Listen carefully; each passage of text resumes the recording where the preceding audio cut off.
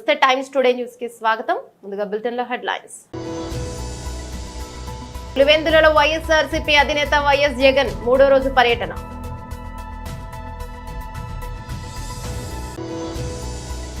సచివాలయంలోని తన ఛాంబర్లో విద్యార్థి ఉపాధ్యాయ సంఘాల నాయకులను కలిసి సమస్యలు తెలుసుకున్న మంత్రి నారా లోకేష్. ఆంధ్రప్రదేశ్ రాష్ట్ర ఉప ముఖ్యమంత్రి శ్రీ పవన్ కళ్యాణ్ గారితో తెలుగు సినీ నిర్మాతల భేటీ.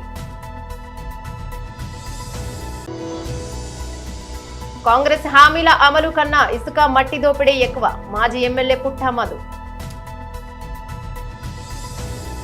పులివెందులలో వైఎస్ఆర్సీపీ అధినేత వైఎస్ జగన్ మూడో రోజు పర్యటన.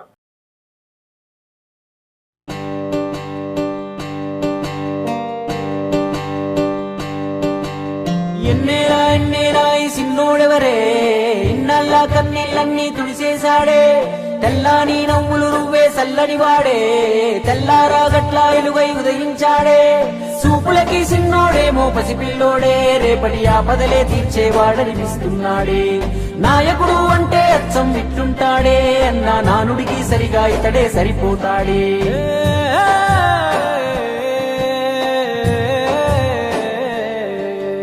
మా అయ్య రాజన్న బిడ్డ అన్న చూస్తాడు మా మంచి చెడ్డ, గర్వించే మా తెలుగు గడ్డ ఈ జగనన్నకే సొంత అడ్డ, గుండెల్లో గాయాలెన్నో ఉన్నా ముండి గటమల్లే ముందుకెళ్ళినాడు, గుడిసెల్లో దీపం అయ్యినాడు అన్న పేదోడి పల్లెంలో నా కూడు, నీ పేరు వింటే పేద తల్లే మురిసిపోయెనయ్యా, నువ్వు చేరదీస్తే రాయి కూడా కరిగిపోతదయ్యా, తరతరములు యువతరముకు నిధి నిండు స్ఫూర్తి కదా.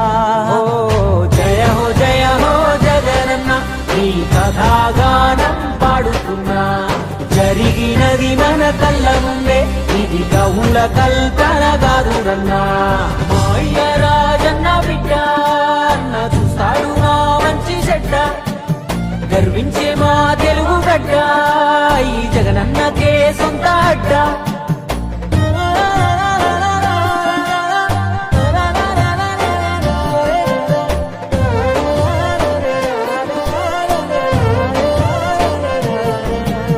పులకించినాదమ్మ పులివెందులా, వీరత్వం ఉదయించంగా నలు దిక్కులా, రాజన్న విజయమ్మ తెలుసులుగా, జగనన్న జన్మించాడు యువరాజుగా, చదివాడులే పెద్ద బల్లో అయినా వేదన గుండెల్లో, రాజన్న బాటన అన్న అడుగులేశాడు రాజకీయంలో, మట్టి గాథలు రైతు బాధలు అన్ని చూసే రాజన్నతో, ముఖ్యమంత్రిగా తండ్రి చేసిన ప్రగతి ప్రేరణతో, జనములో దినదినముగా తను ఎదుగు సమయములో, కన్న తండ్రే కన్ను మూసి కలత మొదలాయి, తెలుగురి సందెంటి గన వారసుడితడే, యాడున్న పేదల కొరకే యోచిస్తాడే, తాతయ్య రాజారెడ్డిని తలపించాడే, తన తండ్రి స్థానంలోకొస్తానన్నాడే,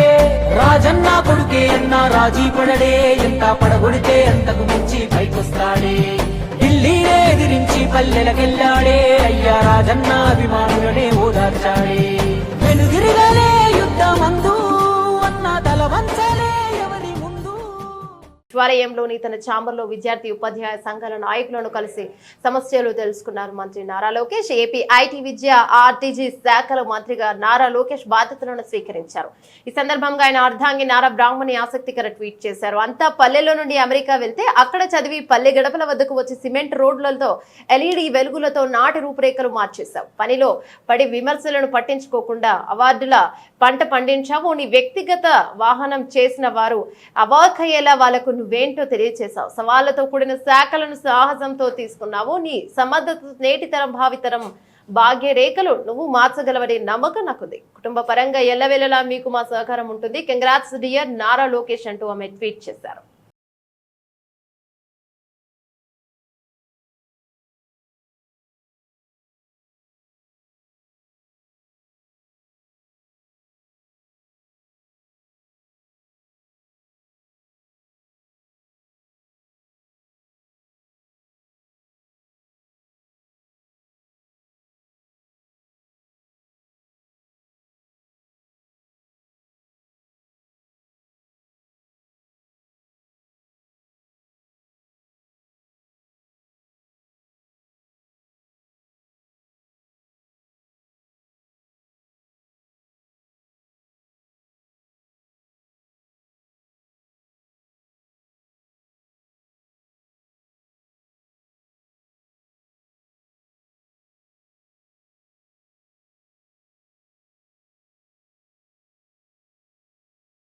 టాలీవుడ్ నిర్మాతల బృందం నేడు AP deputy CM Pawan Kalyan కలిసింది. అల్లు అరవింద్, దిల్ రాజ్, ఏఎం రత్నం, అశ్విని దత్, యలమంచిలి రవిశంకర్, నవీన్ ఎర్నేని, ఎస్ రాధాకృష్ణన్, చిన్నబాబు, భోగపల్లి ప్రసాద్, డివివి దానయ్య, సురేష్ బాబు, సుప్రియ, బన్నీ, వాసు, ఎన్వి ప్రసాద్, నాగవంశీ, టీజీ విశ్వప్రసాద్ విజయవాడలోని deputy CM Pawan Kalyan camp కార్యాలయానికి వచ్చారు. అప్పటి కేబినెట్ సమావేశం ముగించుకొని వచ్చిన పవన్ కళ్యాణ్ సినీ నిర్మాతలతో భేటీ అయ్యారు. మర్యాదపూర్వకంగా జరిగిన సమావేశంలో ఏపీ సినిమాటోగ్రఫీ శాఖ మంత్రి కందుల దుర్గేష్ కూడా పాల్గొన్నారు. పిఠాపురంలో గెలిచి ఏపీ డిప్యూటీ సీఎం అయిన సందర్భంగా పవన్ కళ్యాణ్ నిర్మాతలు అభినందించారు. మంత్రిగాను విజయవంతం కావాలని శుభాకాంక్షలు తెలిపారు.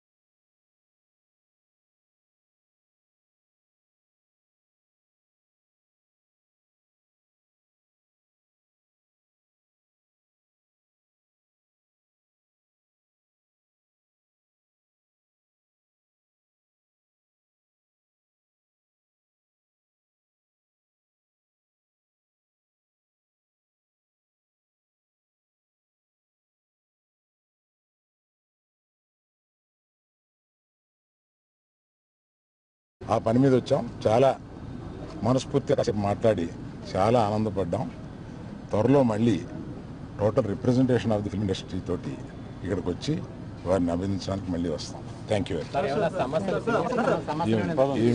ఏమీ లేదు. మీరనే టికెట్ అనేది చాలా చిన్న విషయం అండి, దాని గురించి రాలేదు. చాలా ఇండస్ట్రీలో విషయాలు మాట్లాడుకున్నాం, కానీ రిప్రజెంటేషన్ వస్తుంది కదా, అప్పుడు అన్ని సమగ్రంగా మాట్లాడతాం. Thank you very much.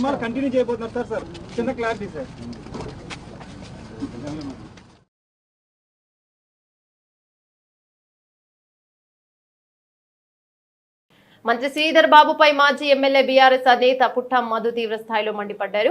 Assembly ఎన్నికల సమయంలో ఓటుకు 2000 ఇచ్చి శ్రీధర్ బాబు గెలిచారని ఆరోపించారు.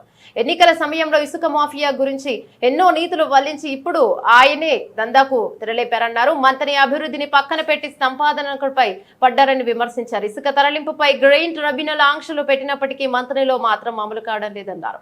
మంత్రిలో సహజ వనరుల ధ్వంసాన్ని అరికట్టాలని డిమాండ్ చేశారు. కాంగ్రెస్ పార్టీ అంటేనే మోసం దగా అన్నారు. ఈ 6 నెలల పాలన మరోసారి దానిని రుజువు చేసిందన్నారు. ప్రజలకిచ్చిన హామీల అమలుపై కాంగ్రెస్ ప్రభుత్వానికి శ్రద్ధ లేదని ఆగ్రహాన్ని వ్యక్తం చేశారు. కాంగ్రెస్ ఎమ్మెల్యేలు సహజ వనరులను దోచుకుంటున్నారని ఆరోపించారు. యథేచ్ఛగా ఇసుక తరలిపోతుంటే చోద్యం చూస్తున్నారని ధ్వజమెత్తారు. మైనింగ్ ప్రమాణాలు పాటించకుండా ఒక లారీకి పర్మిషన్ ఉంటే 100 లారీలలో మట్టి ఇసుక అక్రమంగా తరలిస్తున్నారన్నారు. ప్రభుత్వానికి రావాల్సిన డబ్బు శ్రీధర్ బాబు ఆయన కుటుంబం జేబుల్లోకి వెళ్తోందన్నారు. అందరికీ నమస్కారం.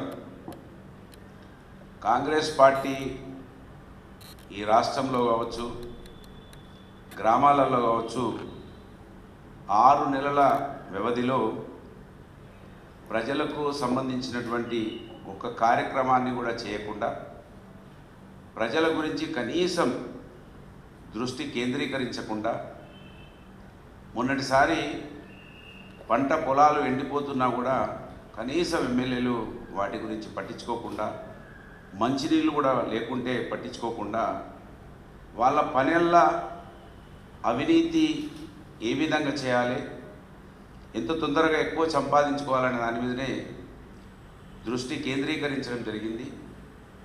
దానికోసం మంథని నియోజకవర్గంలో మరి అనేక అవినీతి అక్రమాలు, అటు పెద్దపల్లి, భూపాల్పల్లి జిల్లాలలో ఇసుక మాఫియా, మట్టి మాఫియా తది ఎమ్మెల్యే కన్సర్న్లలో జరుగుతూ ఉన్న విషయాన్ని ఈ సమాజం దృష్టికి, ఇవాళ కాంగ్రెస్ పార్టీ అంటేనే మోసం చేసి ప్రజలను మభ్యపెట్టి ముందుకెళ్తుందని ఒకప్పుడు అనంగా వినేవాళ్ళం. ఇవాళ చూస్తున్నాము. కాంగ్రెస్ పార్టీ అంటేనే మోసము, కాంగ్రెస్ పార్టీ అంటేనే దగా అనేదానికి ఇవాళ నిలువుటెత్తు సాక్ష్యంగా మనం చూస్తున్నాం. ఇసుక పర్మిషన్ లేవు. మానేర్లతో పాటు గోదావరిలో కూడా ఆపేయాలని ఎన్జిటి కూడా ఒక ఆర్డర్ ఇచ్చింది ఎన్జిటి మొన్న. అయినా కూడా ఎన్జిటే కాకుండా మరి వాళ్ళ నాయకులు కార్యకర్తలు కూడా అక్కడక్కడ ఇసుక వద్దని కొంతమంది గ్రామాలలో ప్రజలు ధర్నా చేస్తుంటే వాళ్ళ దగ్గరికి పోయి మద్దతు పలుకుతూ ఉన్నారు. అవి పట్టించుకోకుండా ఎన్నికల సమయంలో మంత్రిని ఎమ్మెల్యే ఏ విధంగా మాట్లాడినరో దయచేసి మీరు వినాలని మిమ్మల్ని విజ్ఞప్తి చేస్తూ ఉన్నాను. ఇవాళ ఏం జరుగుతూ ఉన్నదో మీరే వినాలని విజ్ఞప్తి చేస్తూ ఉన్నాను.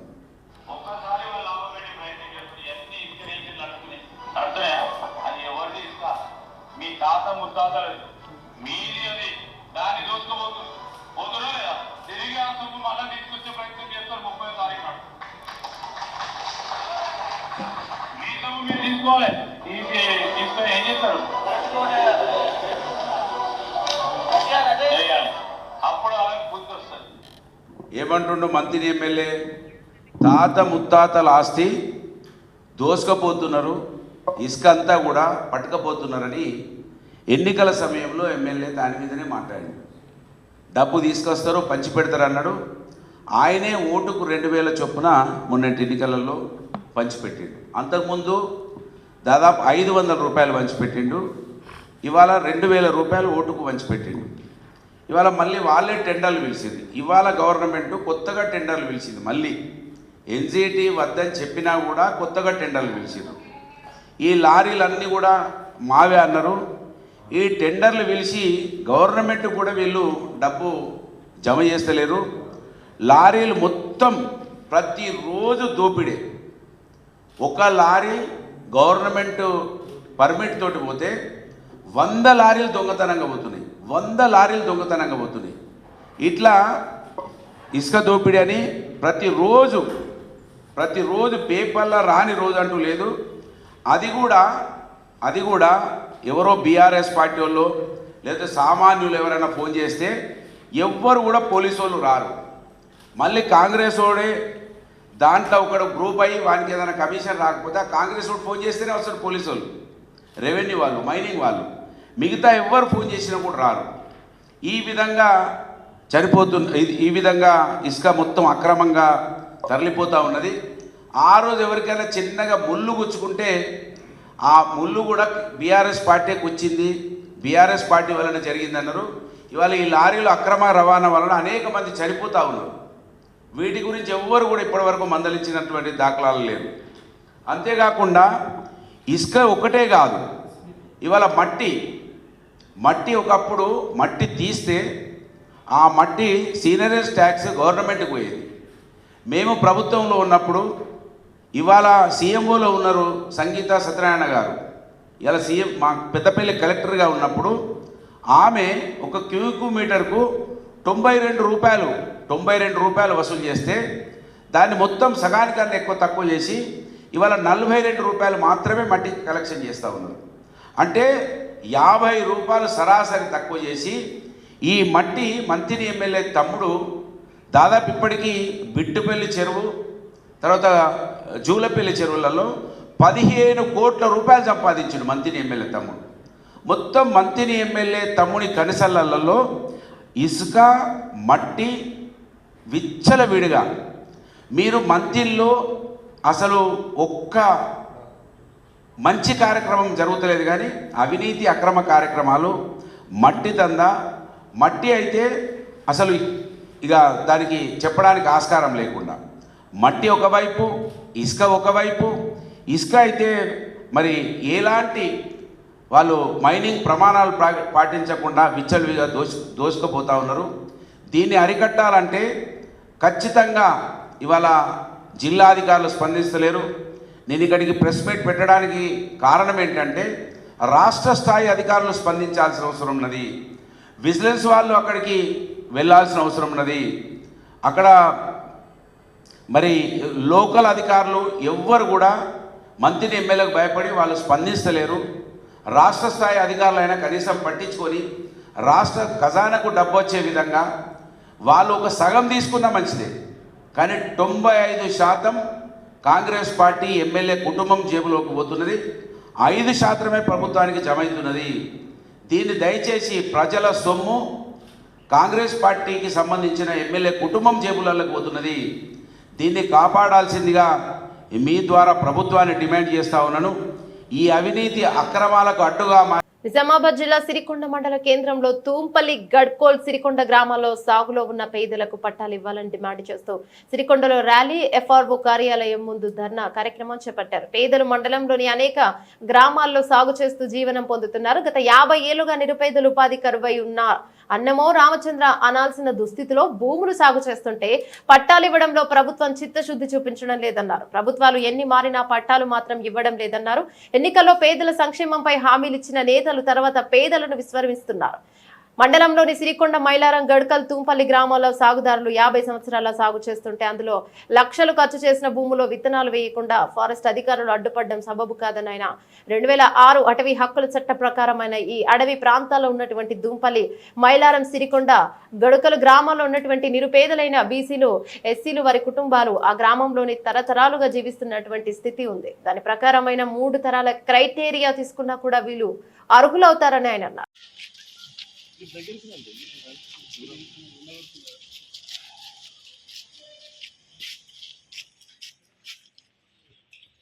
మిత్రులారా, సిరికొండ మండలంలోని తూంపల్లి, అట్లాగే సిరికొండ, మైలారం ఈ గ్రామాల్లో చాలామందికి పేదవాళ్లకు, ముఖ్యంగా బీసీలకు, ఎస్సీలకు, మైనారిటీలకు పాత పట్టాలు వచ్చినటువంటి భూములు ఉన్నాయి.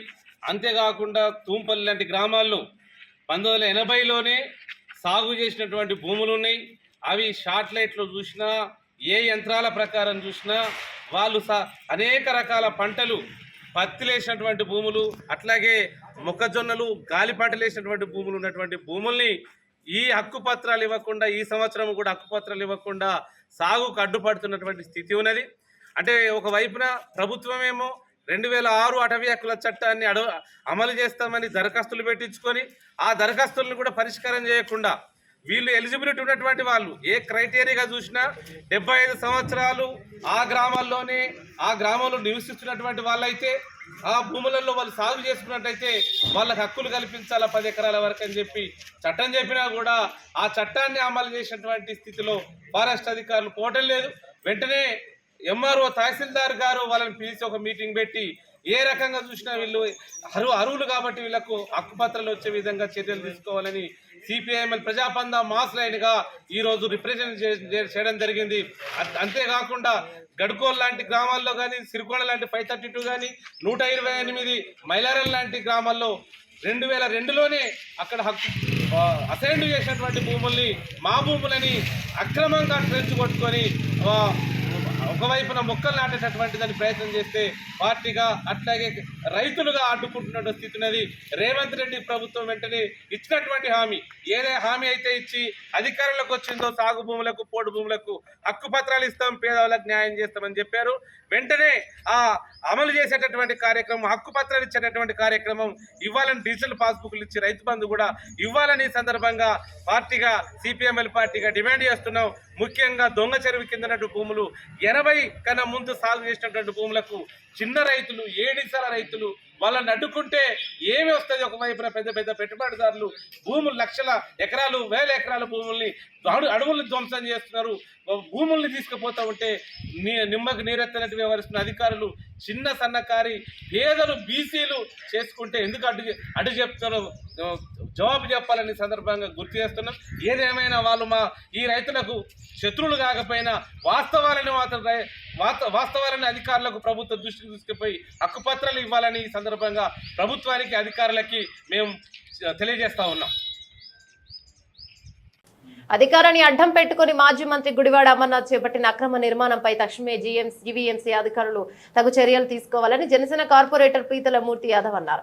సోమవారం జీవీఎంసీ స్పందన కార్యక్రమంలో గ్రేటర్ కమిషనర్ సాయికాంత్ వర్మను కలిసి అక్రమ నిర్మాణంపై చర్యలు కోరుతూ వినతి పత్రాన్ని అందించారు. అనంతరం ఆయన మీడియాతో మాట్లాడుతూ సామాన్యుడి చిన్నపాటి గృహం నిర్మిస్తే నానా హడావిడి చేసి జీవీఎంసీ అధికారులు ఎందుకు అమర్నాథ్ అక్రమ నిర్మాణాలపై చర్యలు తీసుకోవడం లేదంటూ టౌన్ ప్లానింగ్ అధికారులను ప్రశ్నించారు. తక్షణమే ఆయా అక్రమ నిర్మాణాన్ని కూల్చివేయాలని కోరారు. లేకుంటే మా పోరాటాన్ని మరింత ఉధృతం చేస్తామన్నారు.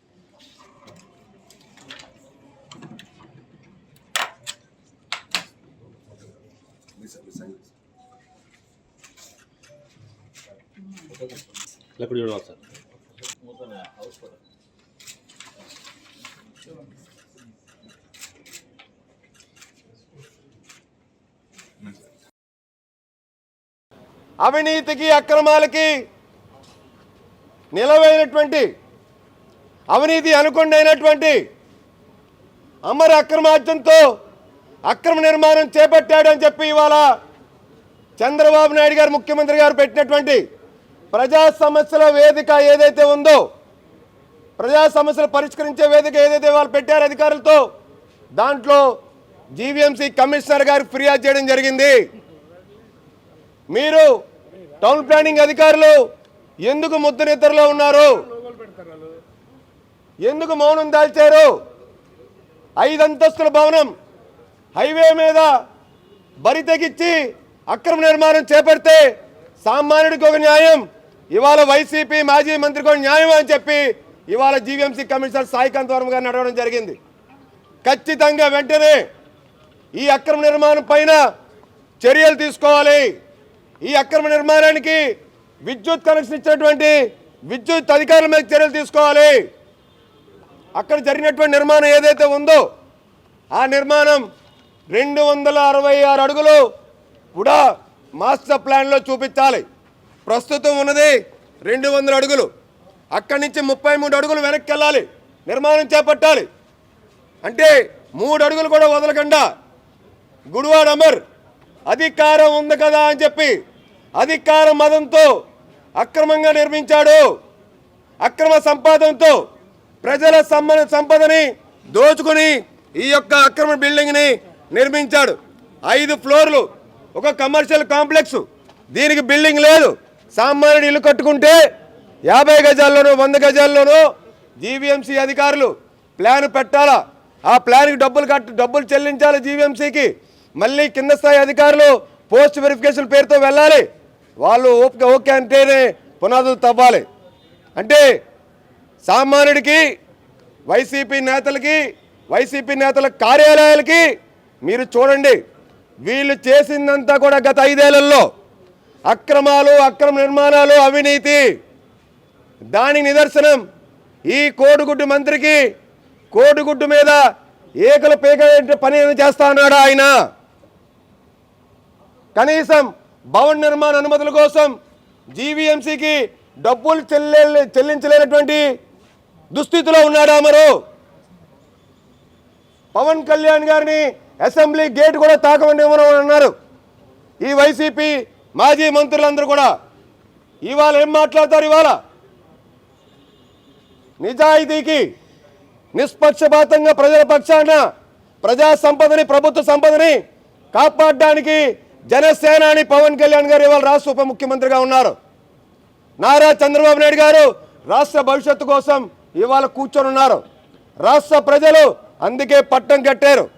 కాబట్టి ఈ అవినీతి అక్రమాలు ఒక్కొక్కటిగా అవినీతి అనుకొండ అయినటువంటి అమర్ది పూర్తి స్థాయిలో వెలికి తీస్తాం.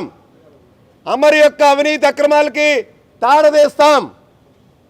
వీళ్ళు దోచుకున్న ప్రజాధనాన్ని, ప్రభుత్వ సంపదని వెలుగు తీసి అమాయక పేద రైతుల నుంచి కొట్టేసిన భూములు కూడా వాళ్ళకి తిరిగి వెనక్కిప్పించేలాగా వీళ్ళని చట్టరీత్యా చర్యలు తీసుకునేలాగా గుడివాడ అమర్కి చట్టరీత్యా గుడివాడ అమర్ అక్రమ నిర్మాణాలపై చర్యలు చేపట్టాలని చెప్పి జీవీఎంసీ కమిషనర్ గారికి ఫిర్యాదు చేయడం జరిగింది. బులెటిన్ ముగించే ముందు హెడ్లైన్స్ మరోసారి.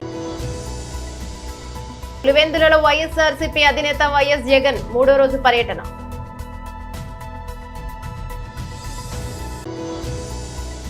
సచివాలయంలోని తన ఛాంబర్లో విద్యార్థి ఉపాధ్యాయ సంఘాల నాయకులను కలిసి సమస్యలు తెలుసుకున్న మంత్రి నారా లోకేష్. ఆంధ్రప్రదేశ్ రాష్ట్ర ఉప ముఖ్యమంత్రి శ్రీ పవన్ కళ్యాణ్ గారితో తెలుగు సినీ నిర్మాతల భేటీ. కాంగ్రెస్ హామీల అమలు కన్నా ఇసుక మట్టి దోపిడీ ఎక్కువ, మాజీ ఎమ్మెల్యే పుట్టా మధు. ఇవి బులెటిన్ అప్డేట్స్. మరో బులెటిన్లో మళ్ళీ కలుసుకుందాం. అందరికి సెలవు. నమస్తే.